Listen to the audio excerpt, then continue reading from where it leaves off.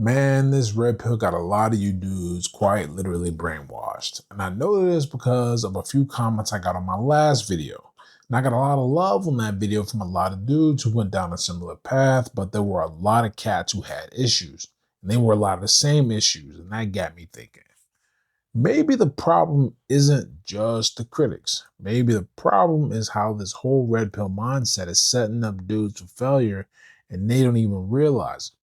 Now, in that video over there, and I think you should stop and go watch it if you haven't, I talked about the problems that a dude who was a vocal piece in the red pill community and spent varying degrees of time around many of the names in the space, notice how there are problems in the space, and those problems do way more harm than good for the mostly young men who embrace those ideas. But a lot of dudes and some girls, interestingly enough, took issue with the video, and a lot of the same types of comments came up. So in this video, I'm going to address them. Look, I'm not trying to change the mind of any dudes, my age or older. I'm 40, right? You cats around my age, you're set in your ways. You can change your mind if you want to, and I hope I do get through to you, but you're not really my target audience for this video. It's the dudes younger than me who I hope I can get to. I can see from the analytics or who watched my last video about the red pill that about half of you who watched that video are under 35, with a larger than usual portion of my viewership coming from cats under 24.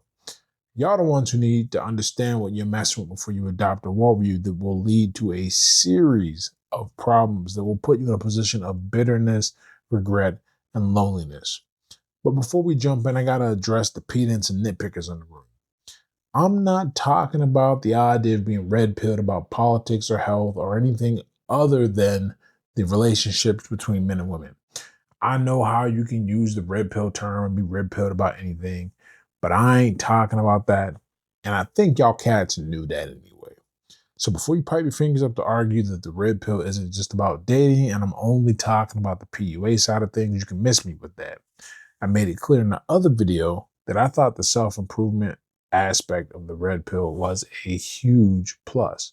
But like Avon Barksdale says on The Wire, this ain't about your motherfucking business class either. It ain't that part of it. It's that other thing.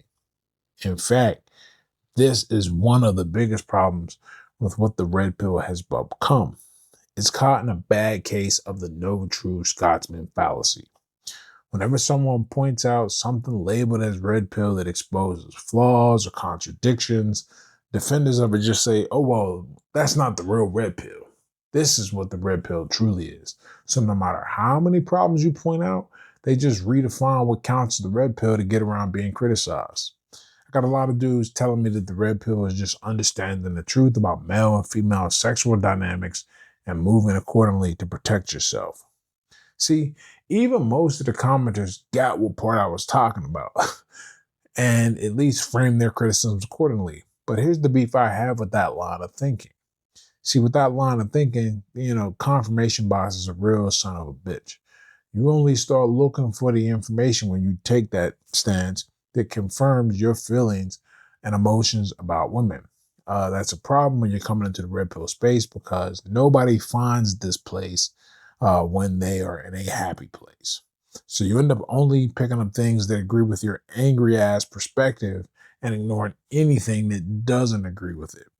But your perspective is only based on your experiences that have been largely negative, which is why you're there in the first place. While there are some underlying universal truths, there are also subjective experiences that shape what we believe to be true. Look at it like this. Bishop Don Magic Wand will disagree, but a pimp and a preacher are not going to have the same perspectives and advice on women because they have different experiences with women.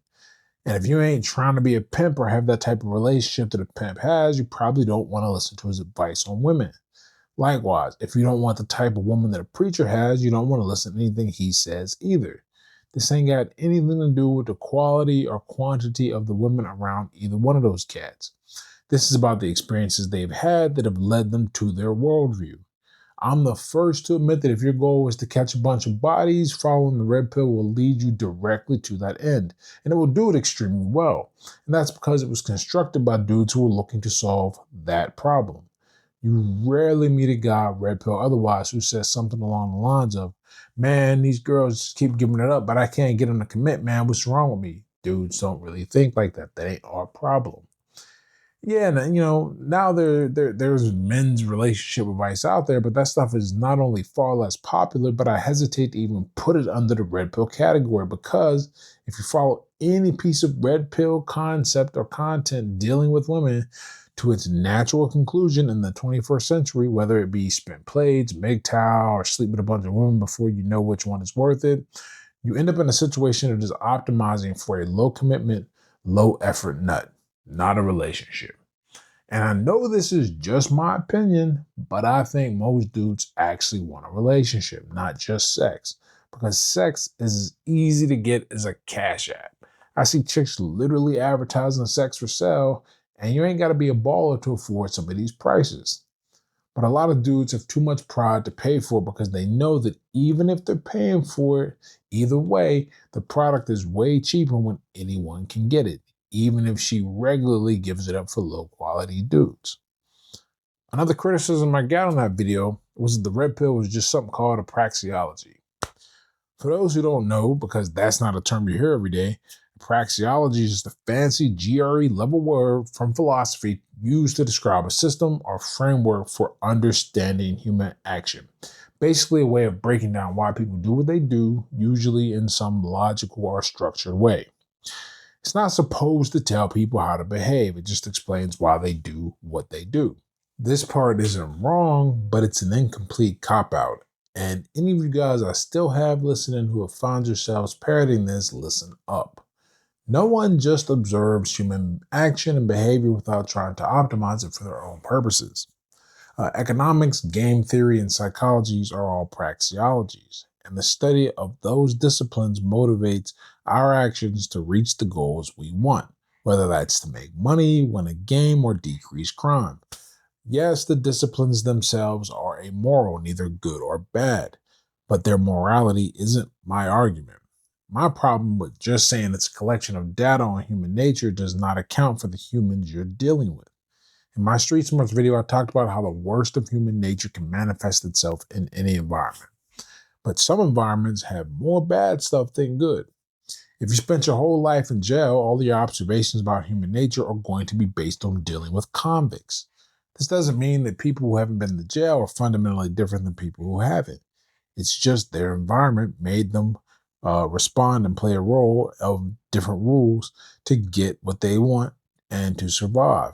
And if you want to get what you want to survive, you got to get with the program or you get got. And since red pill theory is based on dudes' experiences dealing with women who messed them over, and then they decided to make every interaction about getting sex quickly or swearing off women entirely, the ideas are true in some environments, but try acting like a convict on the outside or a square in the joint, and you're going to have a lot of problems. More specifically, let me spell this out for you. Because sex is arguably the most powerful urge that a man tries to fulfill, he isn't just going to study the theory of intersexual dynamics without using it to influence his actions or change his behavior. So if he studies the red pill and all of its accompanying theories, most, if not all, are geared to optimize for sex above anything else, then there will come a point where all he knows how to do is get laid, even when he wants something else or something more. So let's pause here. What have we seen so far? The red pill gives you tools to get laid, no doubt. But it trains you so hard on that one goal that when you finally want something deeper, you might not even know how to get it anymore. Now let's tie this back to what this means for you. Because when you take theory and try to apply it to real life without thinking it through, that's where the trouble starts. Let me give you an example. You can't throw the baby out with the bathwater, or you can't throw the baby out without the bathwater. I liken it to eugenics. In theory, everyone is practicing some form of eugenics when they choose a beautiful or intelligent partner to have kids with. It's technically what we do in mate selection, consciously or unconsciously. But in reality, when people try to deliberately and systematically apply eugenics as a social policy, it becomes ugly and destructive, even though the goal is the same, trying to create better outcomes. The same thing happens when guys take the red pill theory and start using it rigidly in all situations with women and relationships. What could have been useful insights turn into bitterness, harm, and dysfunction. Now, I'm not saying that a guy shouldn't learn how to get laid. I'm just saying that if that's all you know how to do, you're going to struggle if or when you decide that you want to do more than that. Drawing back to the prison analogy. If you get locked up for shooting someone and you never learn how to fight, you're going to be at a real disadvantage when something pops off in jail because you ain't got a gun and you never learned how to throw hands. The last interesting piece of criticism I got came from a woman who actually agreed with most of what I said, but took issue with me comparing feminism to the red pill. She argued that they've got nothing to do with one another. Here's what I told her. Feminism's original stated purpose was to achieve parity for women, legally, socially, and culturally. And by pretty much every metric, that's not just been achieved, it's been surpassed. Today, women outperform men in almost every quality of life metric you can measure. And they don't just outperform men by a little. The gap is now bigger than the one men had over women back in the 60s to the 90s. But here's the downstream effect of all that. Relationships are suffering. Distrust between the sexes is at an all-time high. A lot of women have been taught to never rely on a man, and yet that's what a relationship is at its core, relying on each other. At the same time, men have gotten wary of getting into relationships because they feel like it's a trap. We've got the numbers to back this particular point up. I'll throw these links in the description so you can check them out on your own. But check this out. Fewer young people than ever are dating in relationships or even looking for one. And if you don't believe me, let's look at the numbers. This ain't just opinion, this is reality. A 2020 Pew Research Center report found that 47% of single adults under 30 said they aren't looking for a relationship or casual dates at all. That means that nearly half of young adults are opting out of the dating pool entirely. Between 2007 and 2017, a 10-year period, the percentage of 20-somethings in steady relationships dropped from 66% to 51%. That's a really steep decline in just 10 years. In 1976, about 86% of U.S. high school seniors said they had gone on a date. But by 2017, that number had fallen to just 56%. And that's a massive cultural shift over a decade, and it continues to fall. And lastly, the Institute for Family Studies reported in 2022 that 28% of single men under 30 said they hadn't been on a single date in the past year, double the rate from the early 2000s. The message of both the red pill and modern feminism is showing up in these numbers. Both encourage people to protect themselves by keeping the opposite sex at arm's length. But the result is fewer relationships, more distrust, and more loneliness. So let's take stock. We've got two worldviews here, the red pill for men and feminism for women, both telling you to protect yourself. And what's it getting us? Loneliness, distrust, and fewer real connections. And if you're under 30 and watching this, look around. This is your generation. This is what we're dealing with, and it ain't going to fix itself. The red pill just pushes men further down the same path. It tells guys, don't trust women. They're all the same. Don't date women who travel. Don't date women who post on Instagram. It's the same playbook. That's why I compared them. Both feminism, as it's evolved to today, and the red pill prey on people's worst fears. And both end up driving men and women further apart. When what most people really want deep down is just to find someone they can trust and build with. Now, I'm not saying that the red pill ain't going to help you out with women if your problem is getting laid. Any girls who found this video and heard that ain't going to like it, but most of y'all got a friend who keeps messing around with fuckboys. Or you were that girl, or you're still that girl now. But what I am saying, absolutely, is that the red pill puts the game in a certain way that if you ever have any desire to do something more than wet your whistle for a short term, you're going to realize you're a hammer facing a lug nut.